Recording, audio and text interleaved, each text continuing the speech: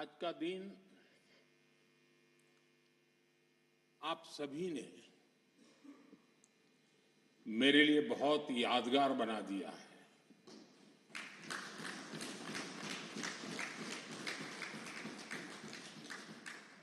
मैं अभिभूत हूं, कृतज्ञ हूं। चरैवेति चरैवेति के मंत्र का जाप करते हुए इस राजनीतिक यात्रा में अनेक उतार चढ़ाव देखते हुए एक दिन ये पड़ाव भी आएगा, मैंने कभी सोचा नहीं था। निर्वाचित प्रधानमंत्री के रूप में निरंतर सबसे लंबी अवधि तक सेवा करने का अवसर, इसे मैं अपना परम सौभाग्य मानता हूं। आपने इस अवसर पर मुझे सम्मानित किया, इतना मान दिया, इसके लिए मैं आप सभी का बहुत बहुत आभारी हूं। साथियों, इतने लंबे समय तक मां भारती की सेवा का सौभाग्य मिलना, ये ईश्वर की विशेष कृपा से ही संभव हो सकता है। और मेरे लिए तो जनता जनार्दन ही ईश्वर का रूप है। और इसलिए मैंने इस सेवा कार्य को हमेशा एक साधना के रूप में ही देखा है। और ये साधना भी एकाकी नहीं रही है, ये एक सामूहिक यज्ञ है जिसमें आप सब ने और अनेकों साथियों ने कर्तव्य भाव से अपना योगदान दिया है। मैं आज इस यात्रा के ऐसे सभी साथियों के प्रति भी अपना आभार प्रकट करता हूं। साथियों, इस अवसर पर एनडीए परिवार के सदस्यों ने एक रिजोल्यूशन भी पेश किया है। ये आप सबकी आत्मीयता और उदारता है, क्योंकि मैं इस यात्रा को अपनी व्यक्तिगत उपलब्धि नहीं मानता हूं। ये हर दृष्टिकोण से हम सबकी सामूहिक उपलब्धि है। ये एनडीए के हर घटक दल की एक समान उपलब्धि है।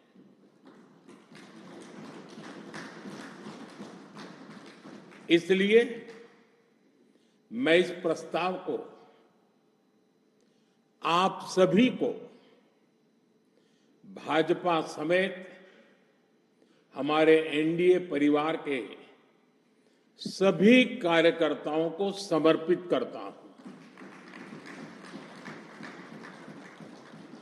साथियों, भारत की जनता का निरक्षीर विवेक हमेशा अद्भुत रहा है।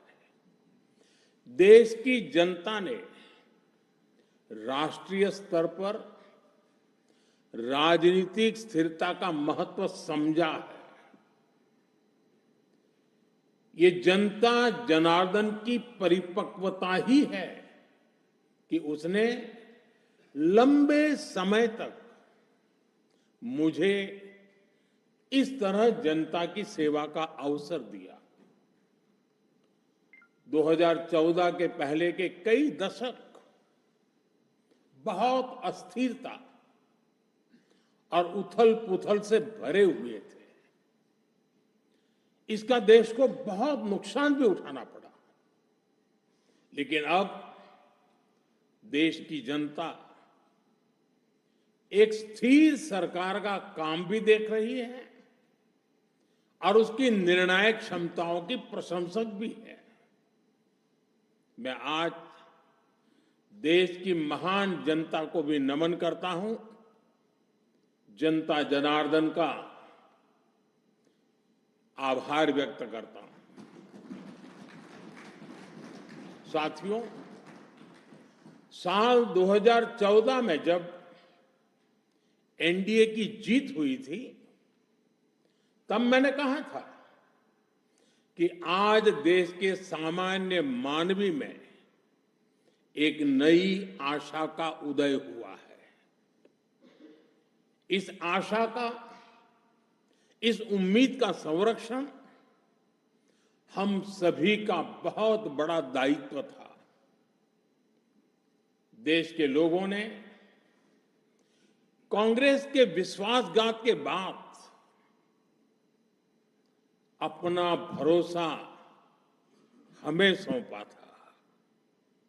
मुझे आज संतोष है, गर्व है कि एनडीए परिवार के तौर पर हमने देश के विश्वास को हमेशा और मजबूत किया है।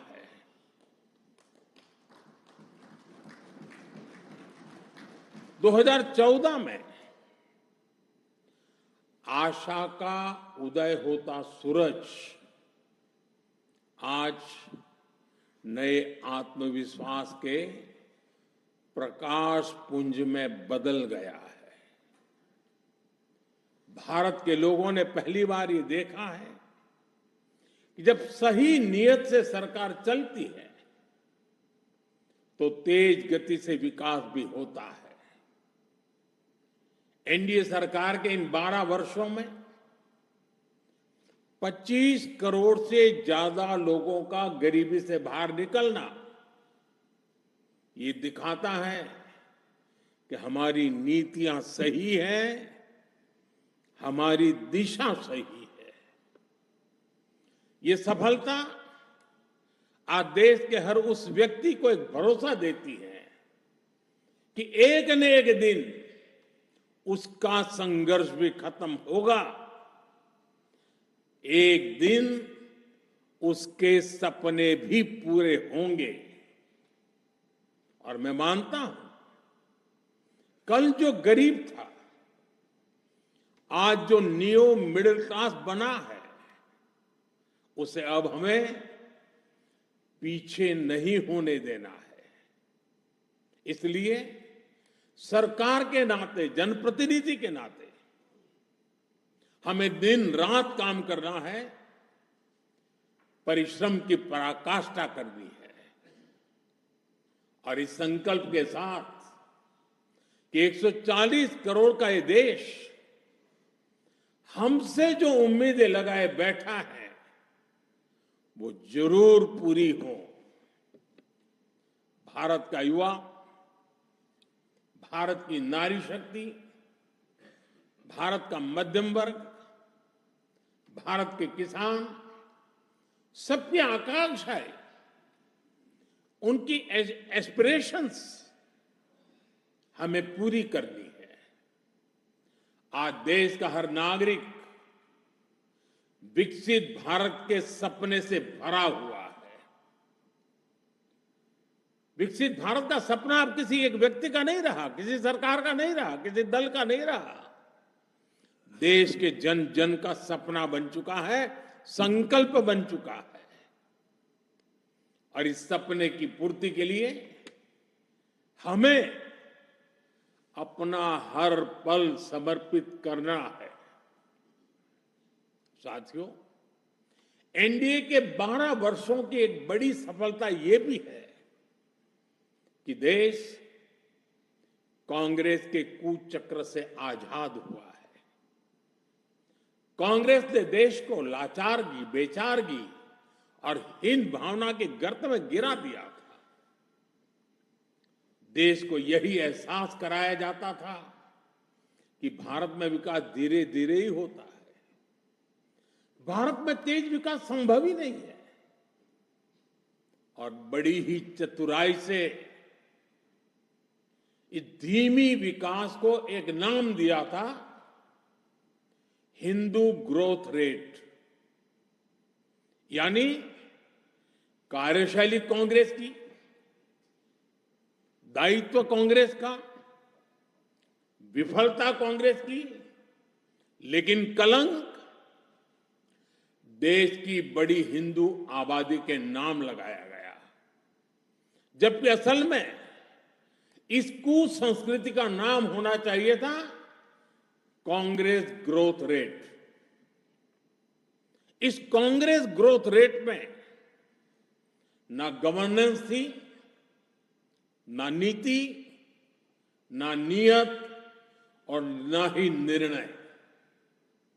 साथियों, आज पहली बार अटल जी के नेतृत्व में एनडीए सरकार आई, तब जाकर हमें एक झलक दिखी कि विकास में गति कैसे आती है।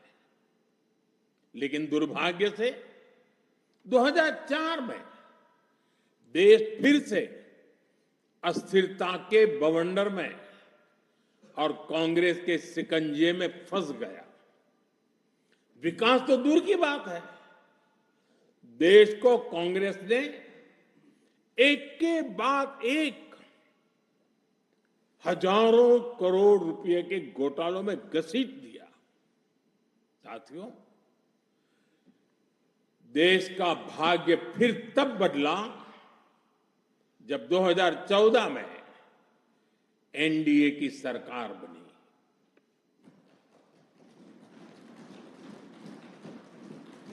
देश ने देखा कि जब नियत, नीति और निर्णय तीनों एक साथ काम करते हैं तो विकास की गति कैसी होती है। देश ने देखा कि जो काम दशकों में होते थे वो काम महीनों में होने लगे। 2014 में 74 एयरपोर्ट से 2026 में 160 से अधिक एयरपोर्ट तक, 2014 में 1000 किलोमीटर एक्सप्रेसवे से 2026 में 6700 किलोमीटर एक्सप्रेसवे तक, 2014 में सिर्फ 5 शहरों में मेट्रो से 2026 में 20 से ज्यादा शहरों में मेट्रो तक, 2014 में 700 करोड़ रुपए डिफेंस एक्सपोर्ट से 2026 में 23,000 करोड़ रुपए के डिफेंस एक्सपोर्ट तक। देश ने बहुत लंबी यात्रा तय की है। साथियों, 2014 में देश में केवल 25 करोड़ इंटरनेट यूजर थे। आज 100 करोड़ से अधिक यूजर इंटरनेट से जुड़े हैं। 2014 में डिजिटल पेमेंट्स ना के बराबर थे। आज भारत डिजिटल ट्रांजैक्शन में नंबर 1 देश है। 2014 में भारत अपनी जरूरत का ज्यादातर मोबाइल बाहर से मंगाता था। आज भारत 33 करोड़ से अधिक मोबाइल हैंडसेट खुद बनाता है।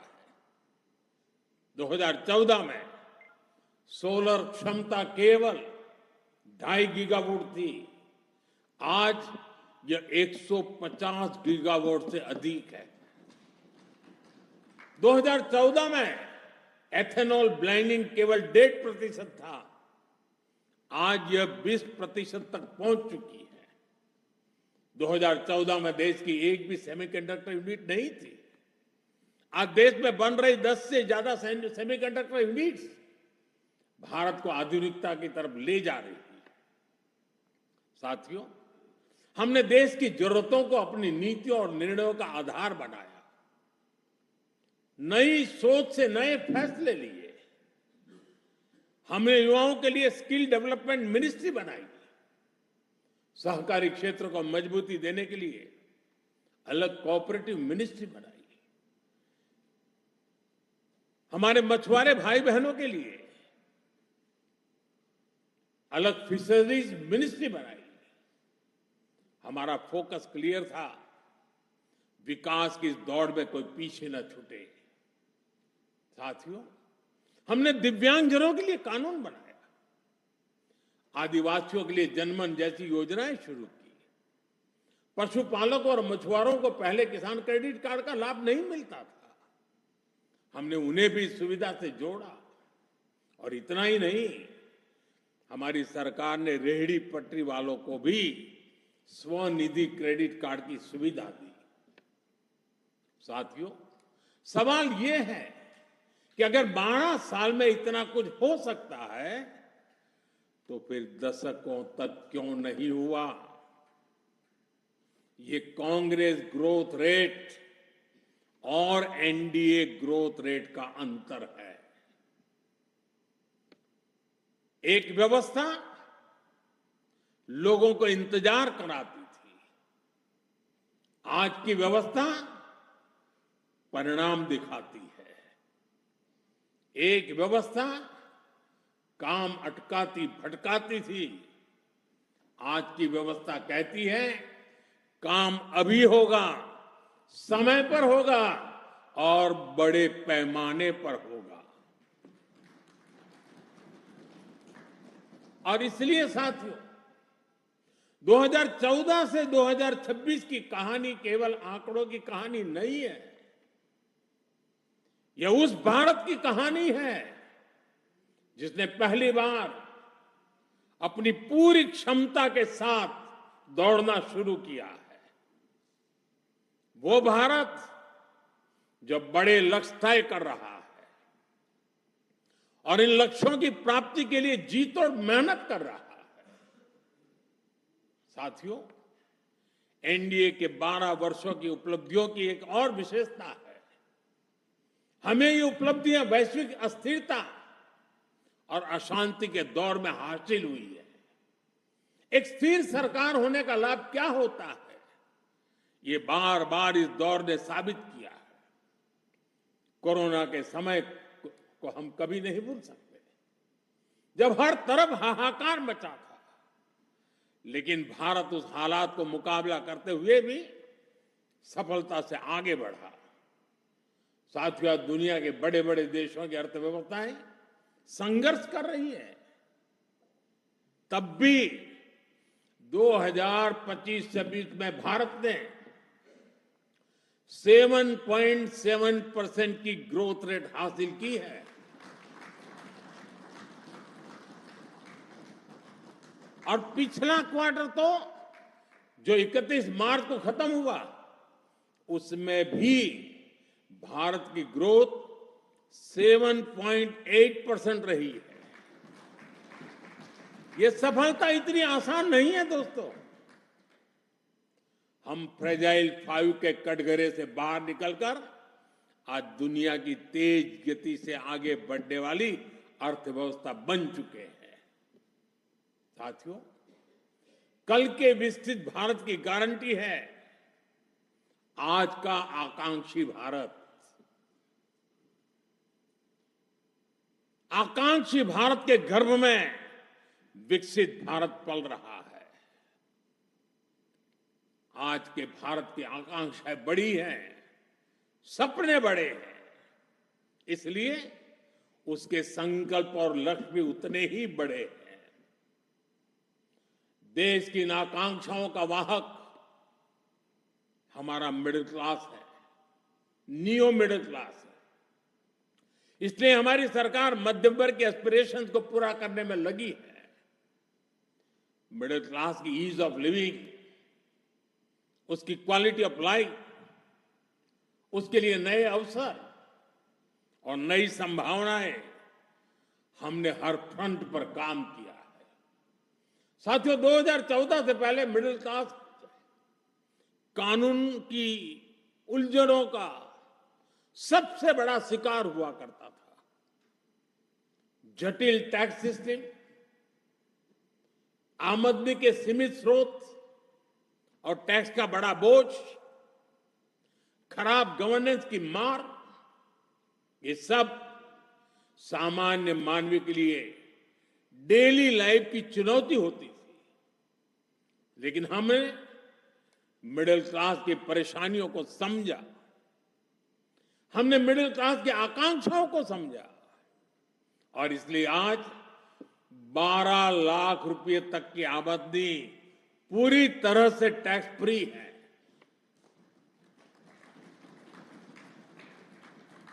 आज देश में सरल और फेसलेस टैक्स सिस्टम है। अच्छे इंफ्रास्ट्रक्चर से उनका जीवन आसान हुआ है। साथियों, बीते 12 वर्षों में मिडिल क्लास परिवार के बच्चों के लिए हर क्षेत्र में नए अवसर बने हैं। मध्यम वर्ग के घर का सपना पूरा हो सके, सरकार इसमें भी मदद कर रही है। घर में इलाज के खर्च का बोझ कम हो, इसके लिए आयुष्मान भारत योजना में बिना आय सीमा के बुजुर्गों को भी शामिल किया गया है। जीएसटी रिफॉर्म का भी बहुत बड़ा लाभ देश के मध्यम वर्ग को हुआ है। उसके लिए हेल्थ इंश्योरेंस सस्ता हुआ है। उसके सपनों से जुड़ी चीजें सस्ती हुई है। इन प्रयासों का परिणाम है कि आज देश का मिडिल क्लास अनिश्चितताओं से मुक्त हो रहा है। वो भरपूर आत्मविश्वास के साथ देश की विकास यात्रा को गति दे रहा है। साथियों, हमारे लिए दल से हमेशा अगर बड़ा कुछ है तो हमारा देश है। दल से बड़ा देश है। और जब नेशन फर्स्ट, देश प्रथम की भावना से काम होता है तो कोई भी निर्णय कठिन नहीं होता। इसलिए ऐसे फैसले जिन्हें पहले असंभव समझाता था, जो देश के सुरक्षित भविष्य के लिए अनिवार्य थे, हमने बहुत ही सधे हुए तरीके से उन फैसलों को भी लिया। पहले सरकारें आर्टिकल 370 की बात करने से डरती थी। हमने उसे खत्म करके पूरे देश में एक संविधान लागू किया। पहले नॉर्थ ईस्ट से बम, बंदूक और ब्लॉकेट जाने का नाम नहीं लेते थे। हमने नॉर्थ ईस्ट में शांति भी लौटाई और स्थिरता भी लेकर आई। पहले भारत आतंक के हमलों के बाद चुपचाप दर्द सहता रहता था। हमने आतंकवादियों पर सर्जिकल स्ट्राइक की, एयर स्ट्राइक की। ऑपरेशन सिंदूर में दुनिया ने भारत का सामर्थ्य देखा। साथियों, पहले मान लिया गया था कि नक्सलवाद, माओवाद अब कभी नहीं खत्म होने वाले, कभी खत्म हो ही नहीं सकते। हमने देश को नक्सलवाद, माओवाद के उस जहर से मुक्त करके दिखाया है। साथियों, महिलाओं को आरक्षण, 3 तलाक के खिलाफ कानून, सीएए का कानून, भारतीय न्याय संहिता, सैनिकों को 1 रैंक 1 पेंशन। एनडीए सरकार राष्ट्रहित में कोई भी काम करने से पीछे नहीं रही और हम सभी को इस बात पर गर्व है। मैं आज देश को फिर आश्वस्त करूंगा, देश हित के बड़े फैसलों का ये सिलसिला और भी तेज होगा, तेज गति से आगे बढ़ेगा। साथियों, बीते 12 वर्षों में देश ने जो कुछ हासिल किया वो दुनिया देख रही है, लेकिन अब हमें अपनी दृष्टि आगे की ओर रखनी है। हमें 2047 के लक्ष्य को देखते हुए उस लक्ष्य को पूरा करने के लिए अपनी स्पीड को और बढ़ानी होगी। हमारा बेंचमार्क अब यह होना चाहिए कि बीते 12 वर्षों में जो स्पीड और स्केल हमारी रही है, उसको हम और अधिक बड़ा और व्यापक कैसे बना सके। आज ग्लोबल ग्रोथ में भारत की हिस्सेदारी लगातार बढ़ रही है। इसलिए भारत को अब ग्लोबल पैरामीटर्स, ग्लोबल कंपटीशन और ग्लोबल पर्सपेक्टिव देखना है। दुनिया भारत से सॉल्यूशन चाहती है। दुनिया भारत में वैश्विक सप्लाई चेन का एक भरोसेमंद पार्टनर देख रही है और हमें दुनिया की इन अपेक्षाओं पर खरा उतरकर दिखाना है। हमें यह समय गंवाना नहीं है और मैं बार बार कहता हूं, यही समय है, सही समय है। सच में फ्यूचरिस्टिक टेक्नोलॉजी में खुद को श्रेष्ठ रखना है। हमें सिर्फ दुनिया जैसा नहीं करना, हमें दुनिया से एक कदम आगे रहना है। अब जैसे एनर्जी सिक्योरिटी है, बीते 12 वर्षों में हमने ऊर्जा में आत्मनिर्भरता के लिए अभूतपूर्व काम किया। मैंने लाल किले से समुद्र मंथन अभियान की घोषणा की थी। ये बहुत ही महत्वाकांक्षी मिशन है। बीते दिनों में ऑयल एंड गैस के एक्सप्लोरेशन को लेकर काफी पॉजिटिव खबरें आ रही हैं। यानी आने वाला समय अनेक संभावनाओं से भरा हुआ है और हमें हर संभावना का पूरा फायदा उठाना है। साथियों, अब हमें 500 गीगावाट रिन्यूएबल एनर्जी के टारगेट को जल्द से जल्द पूरा करना है।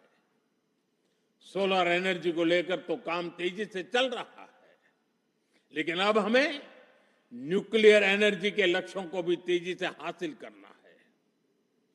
अभी हमने दुनिया को दिखाया है कि Bharat fast breeder reactor technology में कितना आगे पहुंच गया है।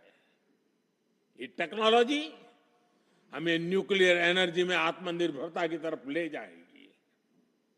इसी तरह ग्रीन हाइड्रोजन और ग्रीन अमोनिया के मामले में भारत बहुत तेजी से काम कर रहा है। आने वाले समय में ये टेक्नोलॉजी भारत को ग्लोबल ग्रीन एनर्जी मैप में सबसे प्रमुख बना पाएगी और ये नाम बनना पक्का है। साथियों, आज बड़े एक्सपर्ट्स भी का भी अनुभव है कि जिन देशों ने मैन्युफैक्चरिंग के पूरे इकोसिस्टम पर 80-90 के दशक में काम किया, उन्हें उसका फायदा इस सदी में मिलना शुरू हुआ। भारत ने 10-12 वर्ष पहले जिस इकोसिस्टम पर काम करना शुरू किया, उसका लाभ अब देश को मिलना शुरू हो गया। 2014, 15, 16 के कालखंड में जो बात नींव डाली गई, उसके फल अब दिखाई देने लगे हैं। भारत तेजी से दुनिया का मैन्युफैक्चरिंग पावर हाउस बनने की ओर आगे बढ़ रहा है।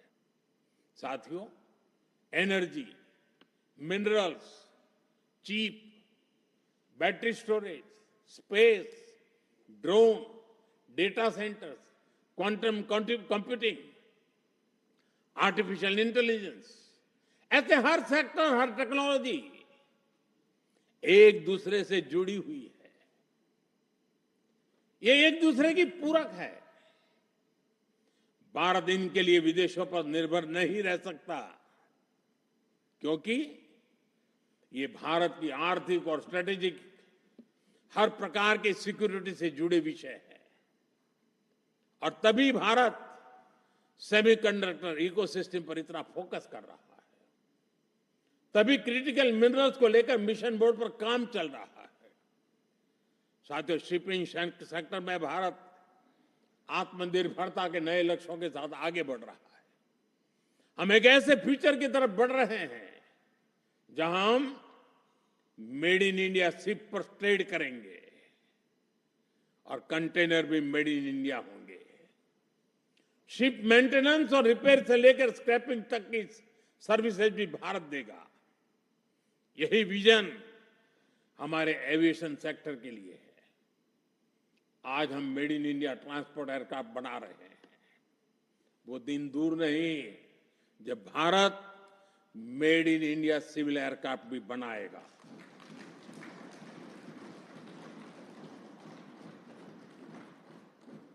देशवासी मेड इन इंडिया विमान में ही यात्रा करेंगे, वो दिन मैं देख रहा हूं दोस्तों। साथियों, ये सदी टेक्नोलॉजी की है, डेटा की है। आज विश्व के सबसे बड़े और आधुनिक डेटा सेंटर्स भारत में बन रहे हैं। यही भारत की ग्लोबल सप्लाई और वैल्यू चेन का मजबूत पिलर बनाएगी। हमने यूपीआई के माध्यम से दुनिया को दिखाया है कि भारत कम से कम समय में टेक्नोलॉजी का इतना विस्तार कर सकता है। हमने दिखाया है कि हमारे युवाओं का सामर्थ्य क्या है। अब एआई, डीप टेक और एडवांस टेक्नोलॉजीज में हमारे युवा नया दमखम दिखाने के इरादे से आगे बढ़ रहे हैं। साथियों, आने वाले समय में 2 और सेक्टर्स में भारत का सामर्थ्य पूरी दुनिया देखेगी। ये सेक्टर है टूरिज्म और स्पोर्ट्स। ये दोनों भारत की इकोनॉमी के मजबूत पिलर बनेंगे। विशेष रूप से कॉन्फ्रेंस, एग्जीबिशन और कॉन्सर्ट के मामले में भारत एक ग्लोबल डेस्टिनेशन बनने के लिए अब पूरी तरह सज रहा है। आधुनिक इंफ्रास्ट्रक्चर से सेक्टर को बहुत पुश मिलेगा और स्पोर्ट्स में तो भारत के युवा कमाल का प्रदर्शन कर रहे हैं और हर दिन उनकी परफॉर्मेंस निखरती जा रही है। भारत दुनिया की बिगेस्ट स्पोर्ट्स लीग की धरती बनता जा रहा है। आने वाले सालों में हमारी ये ख्याति और बुलंद होगी। ओलंपिक्स के लिए हमारी तैयारियां भी भारत की एस्पिरेशन का ही प्रतिबिंब है। हमें छोटा नहीं सोचना है, हमें लक्ष्य ऊंचे रखने हैं, उन्हें प्राप्त करने के लिए पूरी ताकत लगा देनी है। साथियों, आज भारत रिफॉर्म एक्सप्रेस पर सवार होकर तेजी से आगे बढ़ रहा है। हमारे लिए रिफॉर्म कोई कंपल्सन नहीं है, रिफॉर्म हमारा कन्विक्शन है।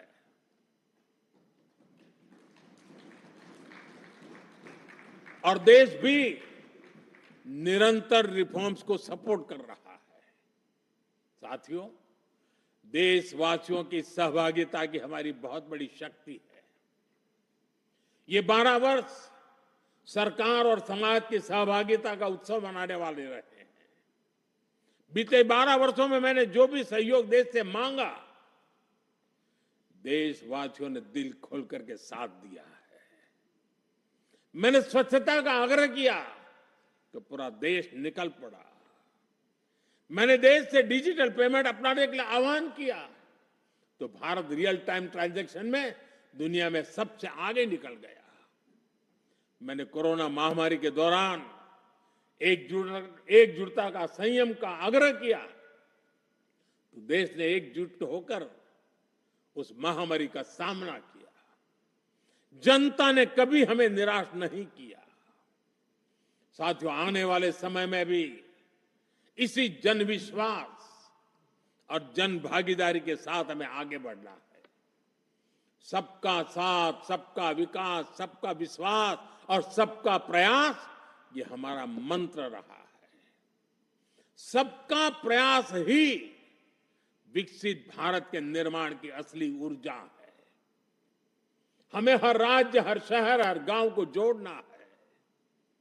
अब समय आ गया है कि राज्यों के बीच नई प्रकार की तंदुरुस्त स्पर्धा, स्वस्थ स्पर्धा हो।